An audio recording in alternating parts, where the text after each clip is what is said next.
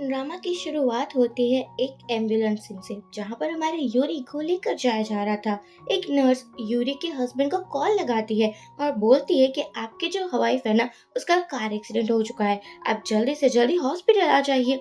लेकिन होंग कहता है कि अगर यूरी मर जाए ना फिर ही मुझे कॉल करना। ये सुनकर यूरी को बहुत ज्यादा शौक लगता है कि मुझे पता था कि इस शादी में कभी प्यार नहीं था, लेकिन ये नहीं पता था कि फिक्र भी नहीं है।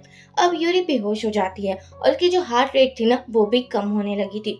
जैसे ही यूरी को होश आता है, वो अपने ही बेडरूम में थी। यूरी समझ नहीं पाती कि आखिरकार हो क्या गया है। उसे चोट भी नहीं लगी और वो तो एम्बुलेंस में थी ना। अब जाकर उसको पता चलता है एक और चांस मिला है और अब उसका रीबर्थ हुआ है। यहाँ पर उसने डिसाइड कर लिया था पिछली लाइफ जैसी गलतियां वो दोहराए कि नहीं। उसको डाइवोर्स पेपर मिलता है और वो साइन भी कर देती है। दूसरी तरफ ऑफिस में होंग का असिस्टेंट आता है और वो डाइवोर्स पेपर देता है। होंग को इतना यकीन था कि उसकी वाइफ ने साइन किए ही नहीं होंगे। असिस्टेंट बोलता है नहीं, आपकी वाइफ ने साइन कर दिए है और वो कह रही थी कि उसको कुछ भी प्रॉपर्टी नहीं चाहिए आपकी। ये सुनकर होंग थोड़ा परेशान हो जाता है कि आज तक तो यूरी उसको छोड़ने को रेडी नहीं थी और ग्रैंडपा की वजह से ही उसने फोर्स मैरिज किया था। लेकिन आज अचानक क्या हो चुका है, यूरी उसको छोड़ने के लिए रेडी कैसे हो गई है। मुझे लगता है कि इसमें भी इस औरत का ना कोई प्लान होगा। इतनी आसानी से ये मेरा पीछा नहीं छोड़ेगी। और वो तो बेचारा कंफ्यूज ही हो चुका था। यूरी होंग के घर को छोड़कर जा रही होती है। जो मेड थी वो कहती है कि बॉस आपका वेट करेंगे। यूरी बोलती है वो मेरा नहीं लेकिन उसकी गर्लफ्रेंड का वेट करेगा। कोई बात नहीं, उसको बता देना कि आज के बाद ना मैं इस घर में नहीं आने वाली। जितने भी बैड मेमोरीज है वो मैं इस घर पर ही रख कर जाना चाहती हूँ। कुछ ही टाइम के बाद होंग भी आ जाता है और वो देखता है कि यहाँ पर सभी मेड्स फ्लावर्स को हटा रहे हैं। ये देखकर होंग बोलता है क्या हो रहा है यहाँ पर। मेड बोलती है एक्चुअली यूरी मैडम ने कहा है कि आपको ये फ्लावर्स पसंद नहीं है ना, तो इसको यहाँ से हटा दिया जाए। अब होंग रूम में आता है जहाँ पर यूरी का एक सामान नहीं था। होंग को समझ नहीं आ रहा था कि इतने सालों से तो वो डाइवोर्स की ट्राई कर रहा है, जबकि यूरी ने एक बार भी हाँ नहीं कहा। तो इस बार अचानक ही क्या हो चुका है यूरी को। अगले दिन यूरी आती है होम के ऑफिस में। यहाँ पर उसकी एक सेक्रेटरी थी जो कि खूबसूरत तो थी, लेकिन इस बंदी की भी नजर होम पर पूरी की पूरी थी। वो कहती है प्रेसिडेंट ने मना किया ना, होम में लंच लेकर मत आया करो, मैं उसके साथ हूँ। यूरी को याद आता है कि एक दिन वो लंच लेकर आई थी और इसी बंदी ने उसको रोक लिया था और कहा था कि प्रेसिडेंट तुम्हारी शक्ल भी नहीं देखना चाहते। वो हमको कॉल भी करती है और हम भी यही कहता है कि मुझे यूरी के हाथों का कुछ भी नहीं खाना और उसको वापस भेज दो। लेकिन अब वो यूरी बेचारी से थोड़ी ना है। यहाँ पर तो यूरी उस सेक्रेटरी का मुंह ही पकड़ लेती है और बाद में अपने हाथ साफ करते हुए बोलती है कि तुम जैसी गंदगी के मुंह ना मैं नहीं लगती। और हाँ, मैं अपने हस्बैंड से मिलने आई हूँ, तुम होती कौन हो मुझे रोकने वाले, क्या तुम मिस्ट्रेस हो। ये सुनकर वो सेक्रेटरी का तो मुंह बंद हो जाता है। वो पीछे देखती है जहाँ पर हम आ रहा था। फिर क्या था, मासूम से बनने की ट्राई करती है।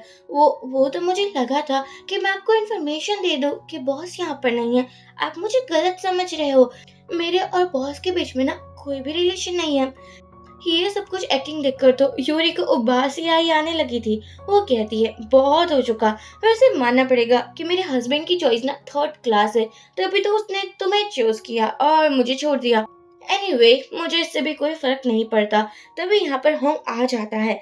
यूरी बोलती है कि तुम मेरा टाइम वेस्ट कर रहे हो, जल्दी से जल्दी फैमिली कोर्ट आ जाना और हम मुझे आज की आज ही डाइवोर्स चाहिए। होंग बोलता है तुम्हें हो क्या गया है और तुम मुझसे ऐसे क्यों बात कर रही हो, जबकि तुम तो बड़े प्यार से बातें करती थी मुझसे।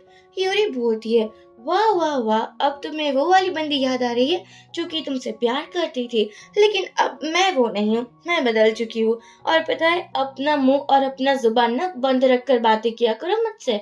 मैं तुम्हारी कोई भी बकवास को बर्दाश्त नहीं करने वाली। चुपचाप आधे घंटे के बाद फैमिली कोर्ट में आ जाना, वरना तुम्हारे लिए अच्छा नहीं होगा। ये एटीट्यूड देखकर होंग हैरान हो चुका था। वो यूरी के पीछे भी जाता है और कहता है लेकिन तुम्हें प्रॉपर्टी क्यों नहीं चाहिए। यूरी बोलती है अच्छा तो तुम मुझे प्रॉपर्टी देना चाहते हो, कोई बात नहीं, अब मैं मान जा, मुझे हाफ प्रॉपर्टी चाहिए और तुम्हारे हाफ शेयर्स भी। अब तो तुम खुश हो ना, डाइवोर्स देने को रेडी भी हो गए होगे। यहाँ होंग का तो मुंह ही चढ़ा हुआ था। अब बंदा 2 साल से डाइवोर्स के पीछे पड़ा था और अब जब यूरी सामने से डाइवोर्स का बोल रही थी तब उसका मेल ईगो हर्ट जो हुआ था। यूरी बोलती है कि बात मत बोलना, मैं फैमिली कोर्ट जा रही हूँ। होंग यूरी का हाथ पकड़ लेता है और बोलता है, अब तुम ये कौन से गेम खेल रही हो? मुझे पता है कि कभी भी तुम मुझे छोड़ नहीं सकती हो। यूरी बोलती है, अच्छा, लेकिन ये तुम्हारी गलतफहमी है, क्योंकि मैं तुम्हें छोड़ने को रेडी हो चुकी हूँ। यानी कि अब मैं तुम्हारे बारे में सोचना तक नहीं चाहती। ये सुनकर होंग हैरानी हो चुका था। यूरी बोलती है, पहले मैं तुमसे बहुत प्यार करती थी, लेकिन अब मुझे रियलाइज हो चुका है कि तुम तो बुढ़े हो चुके हो। देखो, मैं किसी और मैन के साथ मेरा कोई रिलेशन नहीं रखना चाहती, तो प्लीज यार ज्यादा टेंशन मत लेना और मुझे डाइवोर्स दे देना। यहाँ होंग अंदर आता है तो उसकी जो सेक्रेटरी थी वो बोलने लगी थी कि मैडम को गलतफहमी हो चुकी है, मेरे और आपके बीच में तो कुछ भी नहीं चल रहा है। होंग बोलता है, चलो ठीक है, वैसे आज के बाद ना मैं तुम्हें निकाल रहा हूँ, तो अपनी शक्ल मुझे भी मत दिखाना। यहाँ बेचारी सेक्रेटरी का प्लान तो मिट्टी में ही मिल जाता है। होंग अपना काम कर रहा था, वो तो फैमिली को जाने ही नहीं वाला था।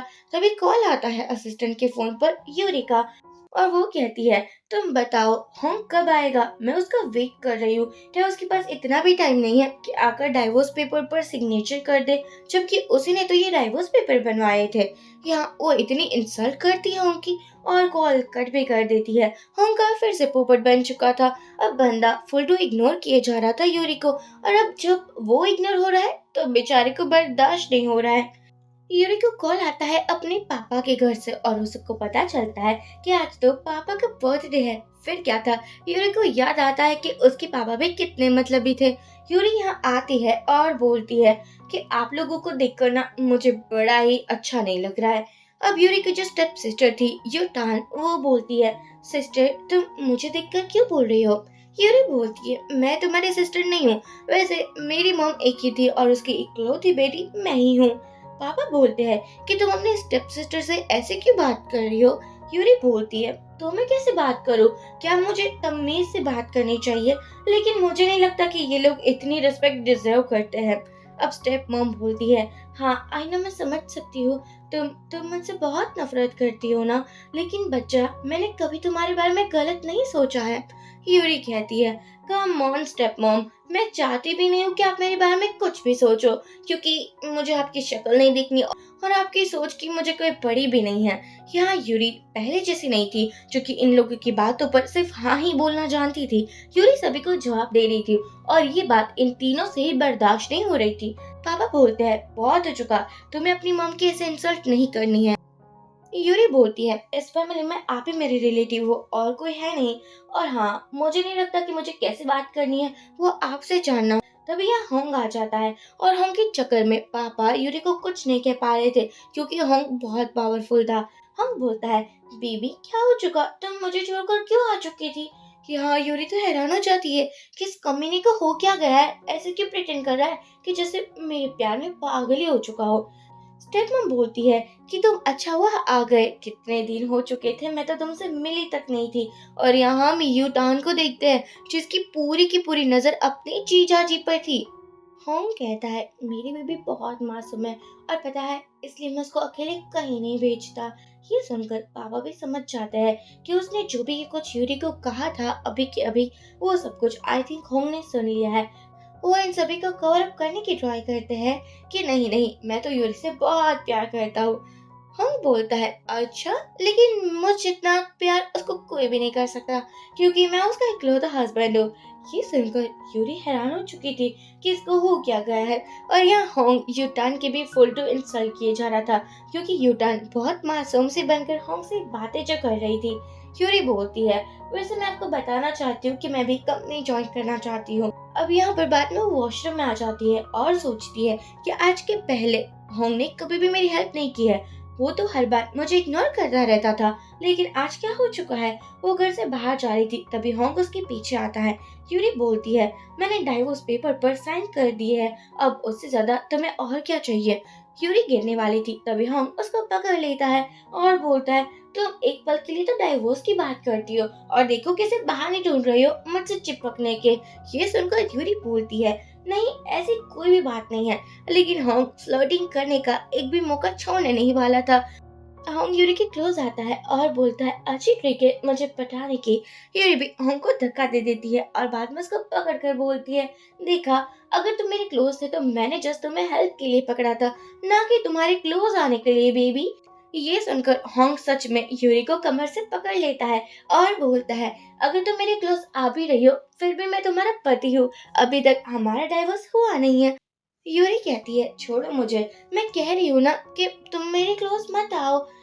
हॉन्ग बोलता है, अच्छा, पर कैसे क्लोज ना हो, मुझे तुम बड़ी पसंद आ रही हो। ये बोलती है, तुम भूल चुके हो क्या, तुम्हारी ऑलरेडी गर्लफ्रेंड है जिसकी वजह से ही तुम मुझे डाइवोर्स देना चाहते थे। आई थिंक तुम भूल चुके हो ये सभी बातें।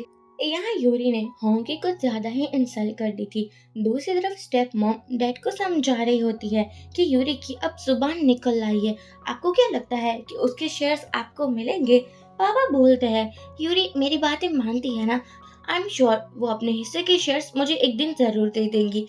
स्टेप बोलती है, लेकिन आज उसने पता नहीं कितनी ही मेरी इंसल्ट की है, ऐसे तो पहले वो कभी नहीं करती थी, वो बदल चुकी है। पापा बोलते हैं, वो जितनी भी इंसल्ट कर रही है वो बर्दाश्त करो जब तक उसके शेयर्स नहीं मिल जाते। एक बार उसका डाइवोर्स हो चुका ना, फिर यूरी कुछ नहीं कर पाएगी, क्योंकि अभी उसको होंग का सपोर्ट है, उसके बाद होंग भी उसके साथ नहीं रहेगा। ये दोनों ही प्लानिंग कर रहे थे कि कैसे यूरी की प्रॉपर्टी, उसकी कंपनी और शेयर्स को हड़पना है, जो कि सब कुछ यूरी की मॉम के थ्रू उसको मिला था। अब यूरी कार में थी, तभी वो किसी को कॉल करती है और बोलती है, मेरा डाइवोर्स होने वाला है, तो जल्दी से ना मेरे पास आ जाओ, हम सेलिब्रेशन करते हैं। एक्चुअली यूरी आई थी अपनी इकलौती फ्रेंड के पास, जो कि होंग की सिस्टर भी थी, लेकिन वो फुल टू यूरी का साथ दे रही थी।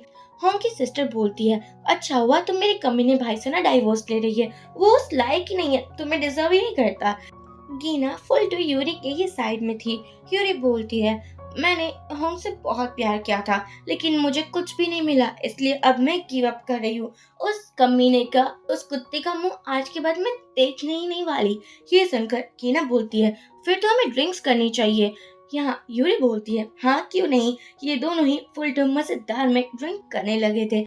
गीना तो आइडिया भी देती है कि तुम्हें एलिमनी में ना तुम्हें बहुत ज्यादा प्रॉपर्टीज मांगनी चाहिए, मेरे भाई के पास इतना पैसा है, वो तुम्हें देते देते थक ही जाएगा और फिर कंगाल हो जाएगा एक दिन। यूरी बोलती है, अच्छा ऐसा करना है क्या। यहाँ जो गीना का बॉयफ्रेंड था उसने ऑलरेडी होंग को कॉल लगा ही दिया था। यूरी ने इतनी ज्यादा ड्रिंक कर ली थी, उसको तो होश ही नहीं था, और रोते हुए बोल रही थी, मेरे प्यार में क्या कमी रह गई थी जो कि होंग ने मुझे इन रिटर्न प्यार ही नहीं किया। मैं उसके लिए सब कुछ करती थी जो उसको अच्छा लगता था, लेकिन लेकिन देखो वो आज तक नहीं समझ पाया कि वो मेरे लिए कितना इम्पोर्टेंट था।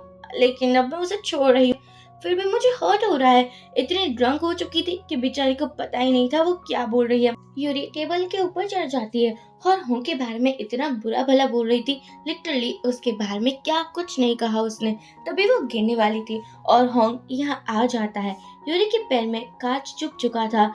होंग उसको अपनी गोदी में बिठा लेता है और बाद में वो उसकी केयर भी करने लगा था। डॉक्टर को बुलाता है और इमरजेंसी में ट्रीटमेंट भी करवाता है। यूरी तो होंग को छोड़ ही नहीं रही थी, बिल्कुल कंफर्टेबल हो चुकी थी। ये देखकर गीना अपने बॉयफ्रेंड को बोलती है, मेरे भाई को क्या तुमने बुलाया है। बॉयफ्रेंड बोलता है, यार वो तुम्हारा भाई है, तुम उसके साथ इतना गलत कैसे ही कर सकती हो। कीना बोलती है, वो उसी लायक है, उसने मेरी बेस्ट फ्रेंड का दिल तोड़ा है, इसलिए मैं उसको भाई कंसिडर करती नहीं हूँ, इसलिए चुपचाप रहो और आज के बाद ना मेरे भाई से दूर रहना तुम।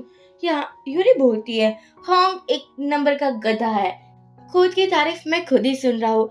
यहाँ यूरी और भी बोलती है कि अगर वो मुझे मिल गया तो मैं उसका मुंह तोड़ दूंगी, उसके हाथ पैर को काट दूंगी और उसको ऐसा बना दूंगी कि कोई लड़की उसको नहीं देखेगी। होंग कहता है, मुझे नहीं पता था कि मेरी बेबी इतनी खतरनाक है। यूरी बेहोश हो चुकी थी और हाँ उसको लेकर जा रहा था। दीना बोलती है, हम सेलिब्रेशन कर रहे थे क्योंकि तुम दोनों का डाइवोर्स होने वाला था ना। पता है यूरी आज कितनी खुश है, मैं तो कल के ही दिन उसके ब्लाइंड डेट पर भी लेकर जाने वाली हूँ। After all she deserve better. ये सुनकर हम बोलता है कि तुम मेरी सिस्टर हो या फिर यूरी की। गीना बोलती है, ऑफ कोर्स मैं यूरी की बेस्ट फ्रेंड हूँ।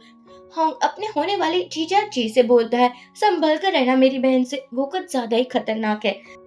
अब हम देखते हैं होंग घर पर लेकर आता है यूरी को, और वो भी अपने बेडरूम में। यहाँ पर भी यूरी होंग को पकड़ कर बोल रही थी, मेरा डाइवोर्स होने वाला है, हो रहा है, और मैं सेलिब्रेशन करना चाहती हूँ, एक और बोतल मिलेगी क्या। होंग कहता है, तुमने कुछ ज्यादा ही पी ली है। यूरी बोलती है, चलो ठीक है, पता है मैं तुम्हें एक सीक्रेट बताती हूँ। मेरे पास ना बहुत पैसे हैं और ये बात मेरे उस फालतू से हस्बैंड को पता ही नहीं है। मैं कितनी स्पेशल हूँ और मैं कितनी कैपेबल भी हूँ।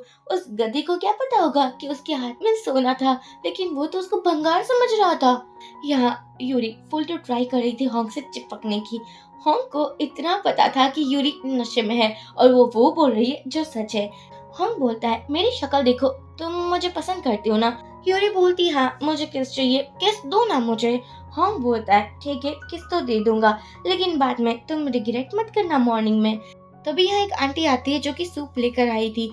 होंग उसको पिलाता भी है, लेकिन यूरी का ड्रेस भी गंदा हो चुका था। होंग यूरी की ड्रेस को अनड्रेस करता है और देखता है कि यहाँ पर यूरी की एक भी ड्रेस नहीं है, आई मीन एक भी कपड़े नहीं है। फिर क्या था, वो अपनी ही एक शर्ट लेकर आ चुका था और यूरी को पहना तक देता है। यूरी तो प्यार से सो भी चुकी थी। मॉर्निंग में जैसे ही यूरी को होश आता है, वो देखती है कि उसको कुछ ज्यादा ही चक्कर आ रहा है और उसको लगी भी हुई है। अब वो समझ जाती है नशे के चक्कर में ना उसने कुछ ज्यादा ही कांड कर दिए है। और अब उसको ये याद नहीं था कि वो होंग के घर पर कैसे आई और होंग की ड्रेस में कैसे है। बेचारी लंगड़ाते हुए नीचे आती है और मेड उसकी हेल्प भी करती है। यूरी बोलती है कल रात क्या हुआ था, मेरे कपड़े क्या आपने चेंज किए थे। मेड बोलती है नहीं, आपके हस्बैंड ने आई मीन होंग ने चेंज किए थे। यूरी सोचती है अरे बाप रे, आज से पहले तो कभी भी उसने मुझे टच तक नहीं किया। हमारे रूम भी तो सेपरेट ही थे ना, फिर वो ऐसे कैसे कर सकता है। मेरे पूरी बॉडी को उसने देख लिया होगा।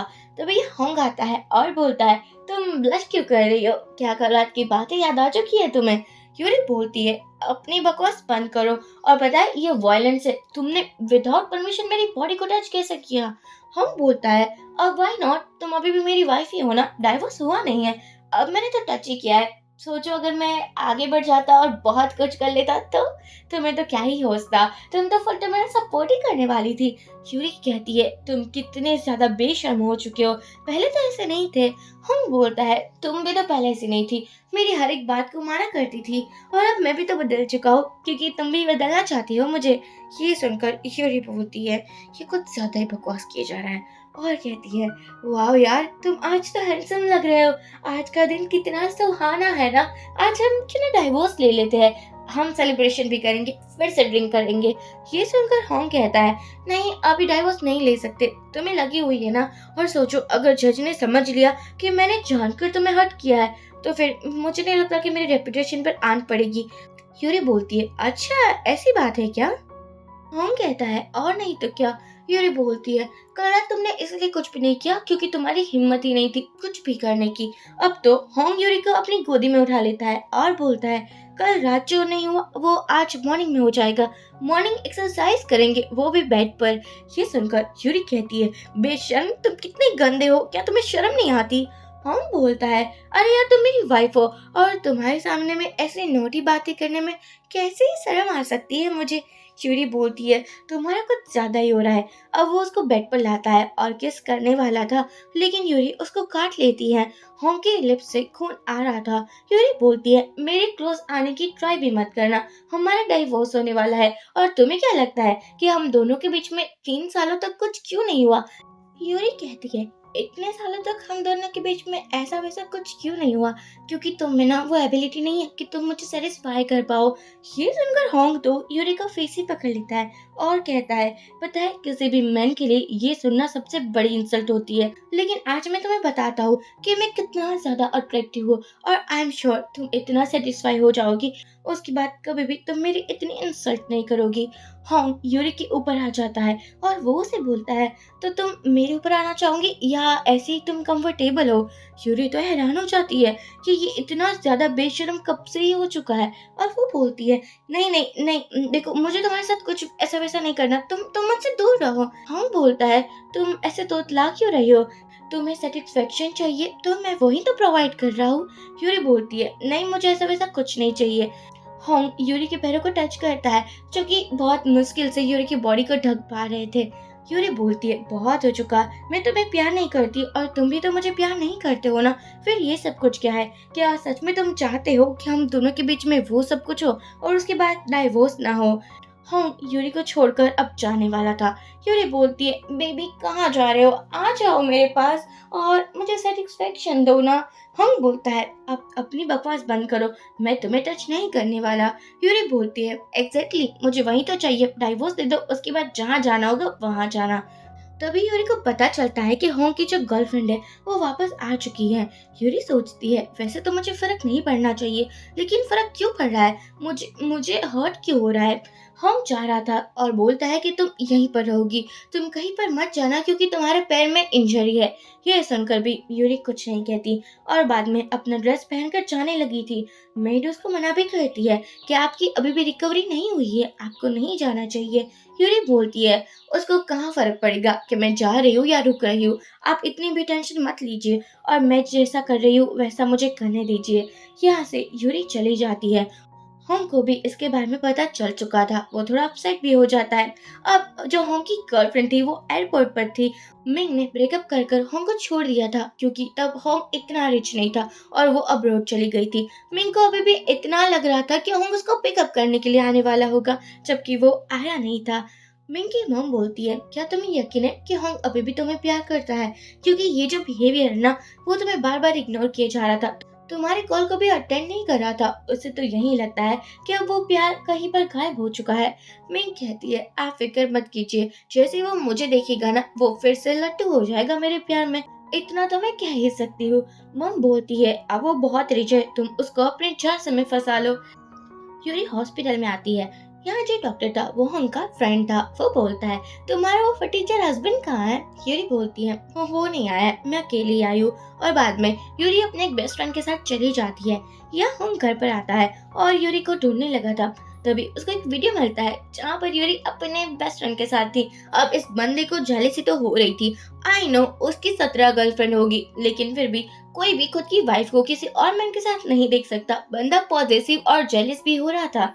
अब वो तुरंत ही अपने फ्रेंड को कॉल करता है और पूछता है, यूरी के पास में ये आदमी कौन है। फ्रेंड कहता है, मुझे क्या पता वो कौन है, ये सब कुछ तुम्हारा ही किया धरा है। मैंने कहा था यूरी जैसी बंदी तुझे नहीं मिलेगी, लेकिन तू तो इग्नोर करता था ना मेरी भाभी को। अब देख ले भाभी कैसे तुझे इग्नोर कर रही है, तेरे मुंह पर तमाचा मार दिया बिना तुझे टच किए। हम दोस्त है तो इंसल्ट तो करेगा ही ना। होंग बेचारा डिप्रेस्ड में चला जाता है, ड्रिंक्स करता है और यूरी को मैसेज भी करता है कि तुम किसी और मैन के साथ नहीं जा सकती जब तक हमारा डाइवोर्स नहीं हो जाता। तुमने मुझे समझ के रखा है। लेकिन यूरी कहाँ इस फटीचर को रिप्लाई करने वाली थी। अब होंग यूरी को कॉल करता है वो लड़के के बारे में जानने के लिए, लेकिन जियो के घर पर ही यूरी थी। जियो बोलता है, मैं तुम्हारे लिए रामेयन बना रहा हूँ, क्या उसमें चिली ऑयल डाल दूँ। यूरी बोलती है, अरे यार तुम्हें मेरे टेस्ट के बारे में अच्छे से पता है, डाल दो, पूछने की क्या जरूरत है। होंग को तो अब और भी जलन होने लगी थी। वो कहता है, तुम मुझे चीट कर रही हो ना, देखो ऐसे तुम किसी मैन के साथ नहीं जा सकती। यूरी बोलती है, ऑलरेडी हमारा ब्रेकअप होने वाला, आई मीन डाइवोर्स होने वाला है, तो मैं किसी के भी साथ जा सकती हूँ। मैं तुम्हारी पर्सनल लाइफ में जब इंटरफेयर करूँ ना तब तुम ये बात भूलना। और वैसे भी कब दे रहे हो मुझे डाइवोर्स। ये सुनकर होंग तो कॉल ही कट कर देता है और बोलता है, यार ये इतनी बदल क्यों गई है। यहाँ जियो नूडल्स लेकर आ चुका था। यूरी को बोलता है, क्या तुम्हारा हस्बैंड तुम्हें ऐसे ही परेशान करता है। यूरी कहती है, नहीं नहीं, पहले तो मेरे सामने देखता तक नहीं था, लेकिन जब से डाइवोर्स की बात हुई है वो कुछ एक्स्ट्रा पॉजिटिव टाइप का बन चुका है। जियो बोलता है, शायद वो तुम्हें प्यार करता होगा। यूरी बोलती है, प्यार और वो, नहीं बिल्कुल नहीं, उसको सिर्फ जेलेसी हो रही होगी क्योंकि मैंने उसको इग्नोर जो किया था ना। इग्नोर अगर उसे कोई करे तो ये बात उसको पसंद नहीं आती। तुम ना इसके बारे में ज्यादा मत सोचो क्योंकि मैं डाइवोर्स लेकर ही रहूंगी। मैं उस बंदे के साथ ना अब और नहीं रह सकती, बहुत हो चुका। ये सुनकर जियो बोलता है, अच्छी बात है, फिर मुझसे शादी कर लेना। यूरी कहती है, अब बस भी कर जाओ, तुम ऐसे ही मेरा मजाक नहीं बना सकते।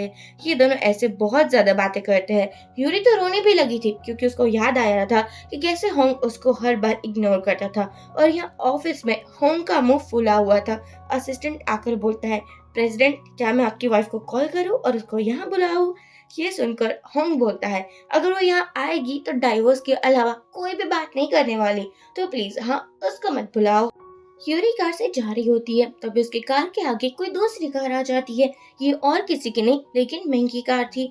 वो जैसे यूरी को देखती है वो बोलती है, अरे ये तो तुम हो ना। यूरी बोलती है, हाँ मैं ही हूँ। तुम्हें देखकर अच्छा लगा। वैसे भी लो क्वालिटी वाली वुमन को ना मैं मुंह नहीं लगाती, लेकिन कोई बात नहीं, मैं तुमसे बात कर लूंगी। आखिरकार तुम मेरे हस्बैंड की एक्स्ट्रा बीवी जो हो, आई मीन मिस्ट्रेस। ये सुनकर मिंग मारने वाली थी यूरी को, लेकिन यूरी यहाँ अपना हाथ साफ कर देती है। तभी होंग और उसका एक फ्रेंड भी आ चुका था। होंग को देखकर मिंग मासूम सी बन जाती है और कहती है, देखो मेरी ही गलती है। यूरी कैसे कोई गलती कर सकती है? उसने मुझे हिट किया, लेकिन कोई बात नहीं, मैं डिजर्व ही करती होगी ना। वह जानकर मासूम बनने की ट्राई कर रही थी। होंग बोलता है यूरी से, क्या ये सच है? यूरी कहती है, ऑफ कोर्स ये सच है। ये सुनकर होंग यूरी को अजीब नजरों से देखने लगा था। अब होंग का जो फ्रेंड था वो बोलता है, भाभी मैं आपकी साइड हूँ, क्योंकि मुझे पता है कि मिंग कैसी लड़की है। ये सुनकर यूरी कहती है, आफ्टर ऑल किसी में तो दिमाग है। मुझे लगा था कि तुम भी अपने फ्रेंड जैसे होगे जिसके अंदर एक रत्ती भर भी दिमाग नहीं है।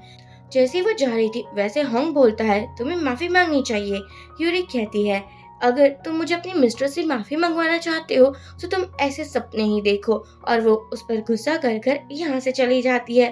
होंग से बोलती है कि तुम कितने अच्छे हो, देखो मेरी कार भी बिगड़ चुकी है, क्या मैं तुम्हारे साथ घर चल सकती हूँ? हम कहता है, वैसे तुम्हारे पास तो इतने ज्यादा पैसे है ना, तुम अपनी फैमिली में से किसी और कार को बुला सकती हो और मैकेनिक को भी बुला लेना, क्योंकि मेरी वाइफ की भी तो कार ठीक करवानी है ना। ये सुनकर मैं थोड़ी हैरान हो चुकी थी, क्योंकि उसको लगा था कि होंग उसकी साइड लेगा, लेकिन यहाँ तो ऐसा कुछ भी होते हुए दिखाई नहीं दे रहा था। जबकि वो तो बहुत ट्राई कर रही थी कि वो होंग को इम्प्रेस कर पाए।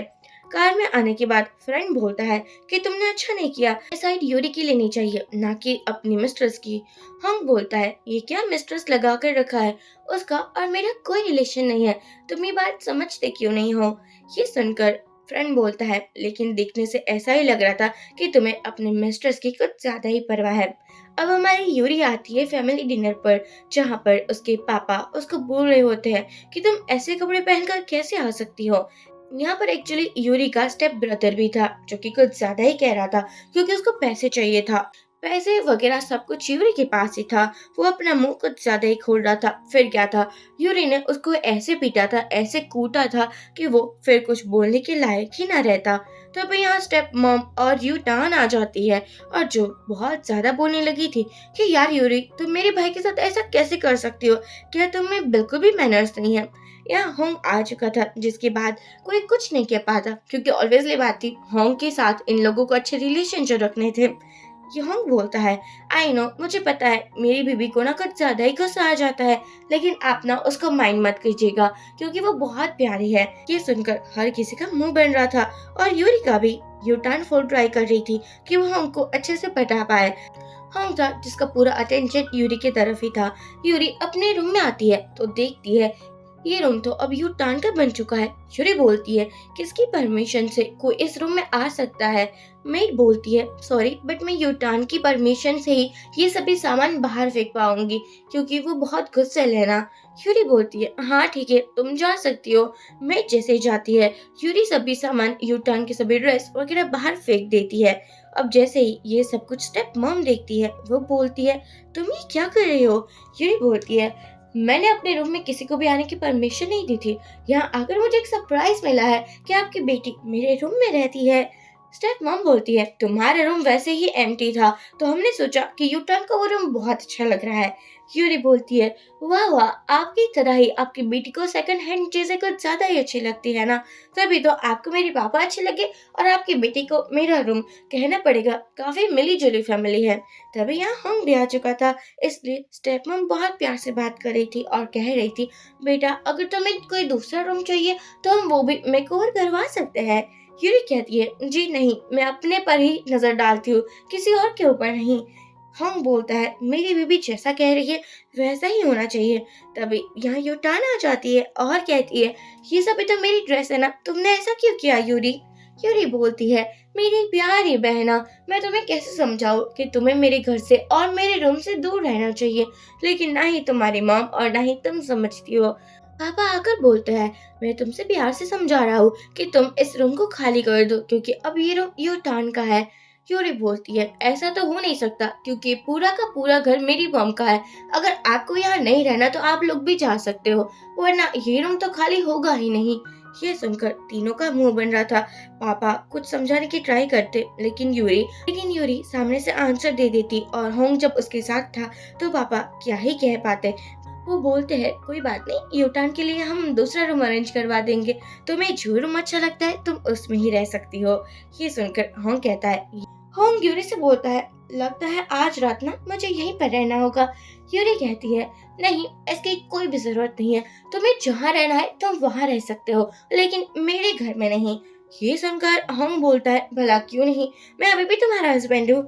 यूरी कहती है हाँ हो, लेकिन मुझे लगता है सिर्फ एक दो मंथ के लिए ही हो, क्योंकि उसके बाद तो हमारा डाइवोर्स हो जाएगा ना।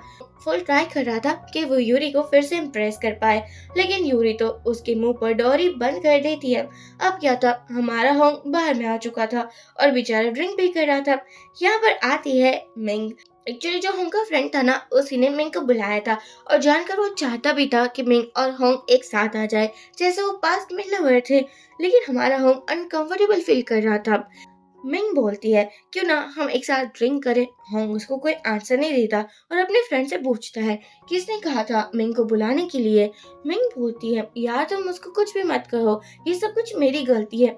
मैंने ही कहा था कि मैं तुमसे बात करना चाहती हूँ। ये सुनकर होंग बोलता है बोला तुम मुझसे बात क्यों करना चाहती हो, एक पल था जब मैं तुम्हारे लिए तरसा था और तुम मुझे छोड़कर चली गई थी और अब मेरी शादी हो चुकी है। प्लीज यार तुम मुझसे दूर रहा करो। मिंग बोलती है अरे मैं तो एज अ फ्रेंड तुमसे बात करना चाहती थी, कुछ ज्यादा मत सोचो क्योंकि मैं समझ चुकी हूँ कि अब तुम मेरे नहीं रहे।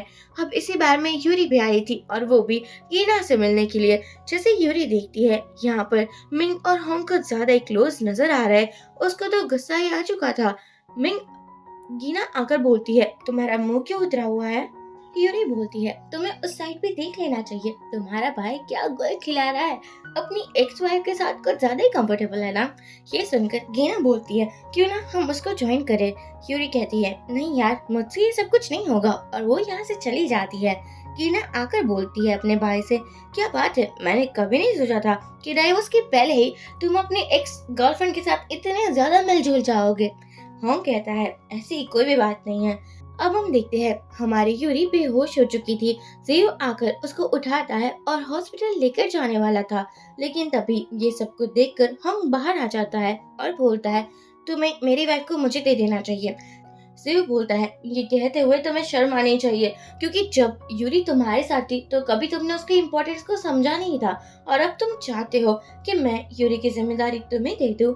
हम बोलता है ऑफ कोर्स, क्योंकि वो मेरी वाइफ है और उसकी सभी रिस्पॉन्सिबिलिटी अभी भी मेरी ही है, तुम उसको हॉस्पिटल लेकर नहीं जा सकते। जियो मना कर देता है सॉरी बट यूरी को अच्छा नहीं लगेगा क्योंकि तुम उसके साथ हो, इसलिए मैं ही उसको लेकर जाता हूँ। लेकिन यहाँ जैसे तैसे हमारा होम गुस्से में भी यूरी को अपनी गोदी में उठा ही लेता है और ये देखकर मेरे को कुछ ज्यादा ही गुस्सा आ रहा था।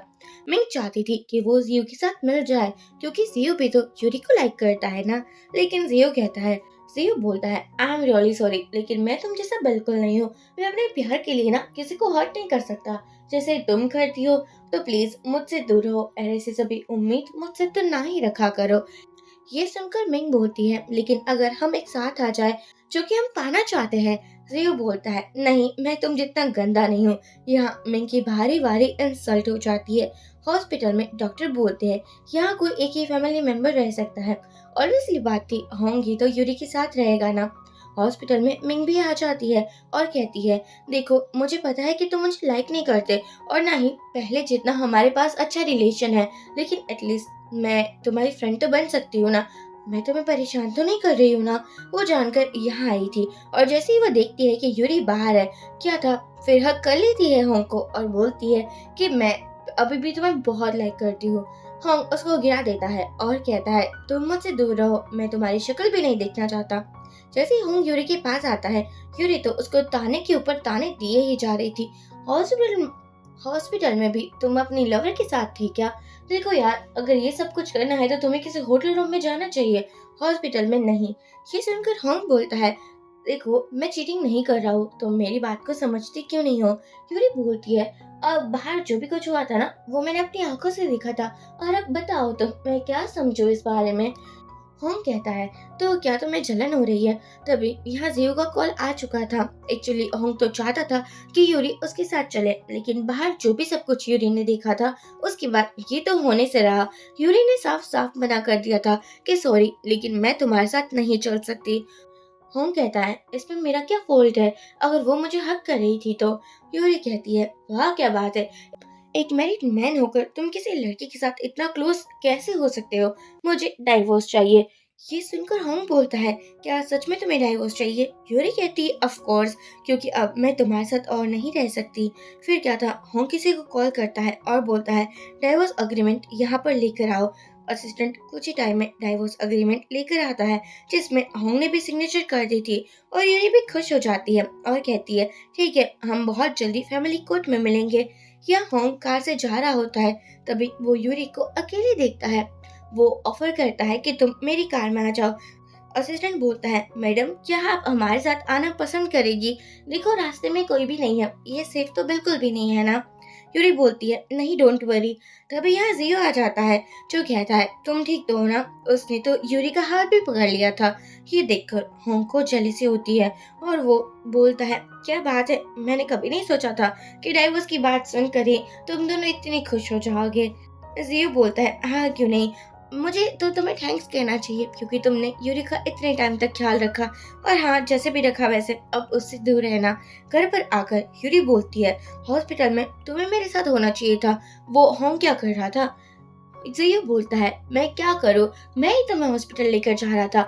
लेकिन तभी होंग आ गया और उसने कहा कि तुम उसकी वाइफ हो तो वो बिहेवियर, तो वो रिस्पॉन्सिबिलिटी भी ना उसकी ही है। और फिर मैं कुछ कह नहीं पाया। यूरी बोलती है, कोई बात नहीं, लेकिन बहुत जल्दी ना हमारा डाइवोर्स हो जाएगा। वैसे तुमने पता लगाया कि मेरे डैड ने कंपनी में क्या गड़बड़ की है? मुझे लगता है कि वो चाहते हैं कि मेरी मम के और मेरे शेयर्स ना उसको मिल जाए। सी बोलता है, नहीं मैं पता लगा रहा हूँ, लेकिन कहना पड़ेगा, तुम्हारा डैड बहुत ज्यादा शातिर है, उसको पता है कि तुम्हारे शेयर्स कैसे लेने हैं। तो प्लीज तुम ना थोड़ा संभल कर रहना अपने डैड से। अगली मॉर्निंग यूरी कार लेकर होंग के घर के बाहर थी और वो बोलती है, मैं होंग का वेट कर रही हूँ, मेड प्लीज जाकर उसको बुला कर लाओ ना। यहाँ पर जैसे ही होंग को पता चलता है कि यूरी उससे मिलने के लिए आई है, वो तो खुशहाल हो जाता है और बोलता है, क्या बात है। लेकिन उसको कहाँ पता था, यूरी तो डाइवोर्स के लिए उसको पिकअप करने के लिए आई है, क्योंकि दोनों को ही फैमिली कोर्ट जाना था। यूरी बोलती है, ऐसा भी हो सकता है ना कि तुम कोई बहाना लगाओ और ना आओ, तो मैंने सोचा क्यों ना मैं तुम्हें बताती जाऊँ कि आज हमारा अपॉइंटमेंट है। ये दोनों चाहते हैं और यहाँ पर होंग ने अपनी आधी प्रॉपर्टी यूरी के नाम कर दी थी। यूरी कहती है, मुझे ये सब कुछ नहीं चाहिए, तुम ये क्यों कर रहे हो? मैंने ऑलरेडी कहा था कि मुझे तुम्हारा कुछ भी पैसा नहीं चाहिए, मुझे तुम्हारी कोई भी प्रॉपर्टी नहीं चाहिए। होंग कहता है, अच्छा ऐसी बात है क्या? तो फिर ये डाइवोर्स नहीं होगा, मैं तुम्हें जितना दे रहा हूँ एलिमनी तुम्हें उतनी लेनी ही पड़ेगी। ये सुनकर यूरी कहती है, चलो ठीक है, और फाइनली ये दोनों का डाइवोर्स हो जाता है। जैसे ही यूरी घर में आती है, यूटान बोलती है, आज तो हमें सेलिब्रेट करना चाहिए ना, क्योंकि तुम्हारा डाइवोर्स हो चुका है। यूरी कहती है, वाह वाह क्या बात है, मेरे डाइवोर्स से तुम लोग कुछ ज्यादा ही खुश नहीं लग रहे हो। ये सुनकर यूटान कहती है, नहीं ऐसी तो कोई भी बात नहीं है, मैं तो चाहती हूँ कि तुम्हें ना खुशी मिले, मैं तो चाहती हूँ कि तुम थोड़ा हैप्पी रहो। ये सुनकर पापा बोलते हैं, हाँ हम यही चाहते हैं। यूरी कहती है, मैं जॉब करना चाहती हूँ और हो सकता है मैं हमारी कंपनी में ही जॉब कर लूँ। पापा बोलते हैं, वो तुम्हारे शेयर्स? यूरी कहती है, हाँ वो मेरे ही पास है, और क्योंकि मेरी मम ने मुझे सब कुछ दिया है तो मुझे उसको संभाल कर रखना चाहिए ना। पापा यहाँ कुछ फाइनेंशियल प्रॉब्लम के बारे में भी बात करने लगे थे, क्योंकि उसको तो यूरी के पैसे भी चाहिए थे। लेकिन यूरी साफ साफ मना कर देती है, सॉरी पापा, लेकिन मैं ना ऐसे किसी को पैसे नहीं दे सकती। अगर आपको मेरे शेयर्स भी लेने हैं तो आपको मुझे पैसे देने होंगे, वरना ये पॉसिबल भी नहीं है। पापा को लगा था जैसे वो शेयर्स की बात करेगी, यूरी एक अच्छी डॉटर की तरह वो सभी शेयर्स पापा को दे देंगी। लेकिन यहाँ पर यूरी ने शेयर्स के बदले पैसों की डिमांड कर दी थी। दूसरी तरफ हम होंग को देखते हैं, जिसका दिल यूरी के बिना बिल्कुल नहीं लग रहा था। वो बार बार यूरी को याद किए जा रहा था और उसको ऐसा लग रहा था कि यूरी के बिना वो जी भी नहीं पाएगा। यहाँ उसकी बहन बोलती है, लगता है तुम्हें प्यार हो चुका है। अब रूम के अंदर पापा को स्टेप मॉम समझा रहे होते हैं, तुम अब क्या करोगे, उसने तो पैसे मांग लिए है, और पता है ना शेयर्स की प्राइस कितनी हाई है, हम उतने पैसे उसको दे ही नहीं पाएंगे। पापा कहते हैं अब मुझे कोई टेंशन नहीं है क्योंकि ऑलरेडी यूरी का डाइवोर्स हो चुका है। अगले दिन वो मिलते हैं होंग से और उसको सब कुछ बता देते हैं कैसे उसको प्रॉपर्टी चाहिए यूरी की। और एक्चुअली उसका कहना ये था कि यूरी ना इतना सब कुछ अकेले हैंडल नहीं कर पाएगी, तो मैं चाहता हूँ कि मैं उसकी हेल्प करूँ और इसलिए तो मैंने वो शेयर की डिमांड की थी।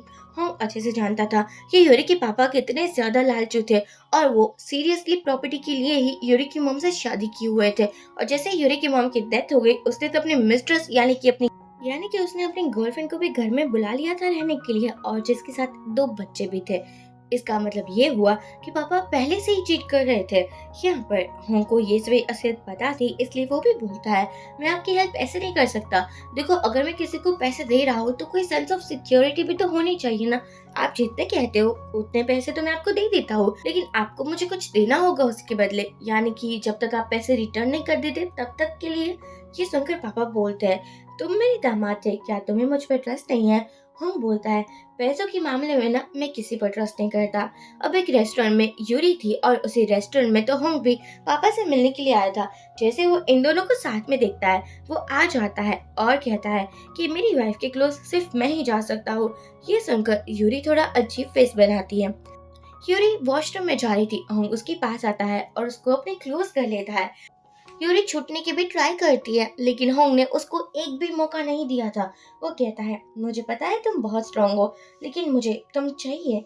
यूरी बोलती है जब मैं तुम्हारी वाइफ थी तब तुम कहते रहते थे कि मैं तुम्हें पसंद नहीं हूँ और तुम्हारी गर्लफ्रेंड ऑलरेडी है, और अब जब हमारा डाइवोर्स हो चुका है तो तुम मेरे पीछे पड़ चुके हो। ये नेचर ये बिहेवियर का क्या मतलब समझूं मैं ये बिहेवियर का क्या मतलब समझूं मैं। वापस यूरी जियो के पास आती है। जियो बोलता है क्या हो चुका है, तुम इतनी अपसेट क्यों हो? यहाँ यूरी बोलती है मुझे घर जाना है। घर पर भी होंग उसका वेट कर रहा था। यूरी बोलती है तुम मेरे घर के अंदर नहीं आ सकती। होंग बोलता है ऑफ कोर्स मैं आ सकता हूँ क्योंकि ये मेरा ही तो घर है। बोलो मत, डाइवोर्स के बाद ये घर मैंने ही तुम्हें दिया था। वो तो आकर बैठ जाता है। यूरी कहती है यार तुम इतने चिपको कब से बन चुके हो? होंग कहता है जब से तुम मेरी लाइफ में इम्पोर्टेंस रखने लगी हो मुझे समझ में आ चुका है कि तुम कितनी ज्यादा क्यूट हो। यूरी बोलती है तुम्हें जो बात करनी है वो तुम कर सकते हो। होंग बोलता है तुम्हारे पापा मेरे पास आए थे और वो डिमांड रख रहे थे कि मैं उसको एक बड़े से लोन दूं ताकि वो तुम्हारे शेयर्स खरीद पाए। तुम मुझे बता दो कि क्या करना है। यूरी कहती है ये सब कुछ तुम मुझे क्यों बता रहे हो? क्या तुम मेरे पापा की साइड नहीं हो? हम बोलता है क्या पागल हो चुकी हो तुम? मैं तुम्हारी साइड ही रहूंगा ना क्योंकि तुम मेरी वाइफ हो। तुम्हारे पापा से मेरा क्या ही लेना देना है, जबकि वो कितने ज्यादा बुरे हैं ये ऑलरेडी मुझे पता है। अगले दिन होंग अपने रिसर्च सेंटर आता है जहाँ पर सभी एक्स्ट्रा मेडिसिन बनाई जाती है जिससे बहुत बड़ी बड़ी बीमारी का ना इलाज हुआ था जिससे बहुत बड़ी बड़ी बीमारी का भी इलाज हो सकता था।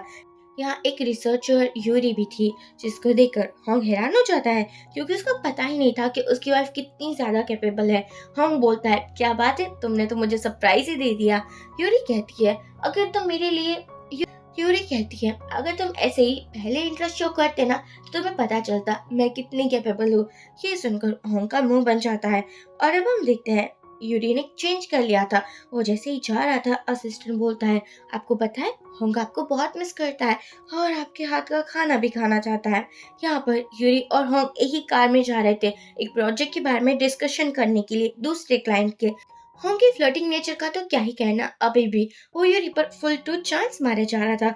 यूरी कहती है अब तो तुम ये सब कुछ बंद कर सकते हो, हमारा ऑलरेडी डाइवोर्स हो चुका है। होंग यूरी के कुछ ज्यादा क्लोज आ जाता है और बोलता है नहीं नहीं अभी हमारा डाइवोर्स नहीं हुआ, मैं अभी भी तुम्हें बहुत लाइक करता हूँ। ये सुनकर यूरी कहती है मुझसे दूर रहो, लेकिन होंग तो यूरी को किस कर देता है और कहता है तुम मेरी वाइफ हो और मैं ये बात को डिनाई नहीं करने वाला। डाइवोर्स हो गया है तो क्या हो चुका है। अब हम देखते हैं ये दोनों एक रेस्टोरेंट में पहुंचते हैं जहां क्लाइंट थे और वो यूरी के क्लोज आना चाहते थे लेकिन होंग को फिर से जलन होने लगी थी। आखिरकार उसकी यूरी के क्लोज कोई कैसे आ सकता है। वो कहते हैं कि आपको दूर रहकर ही बात करनी चाहिए।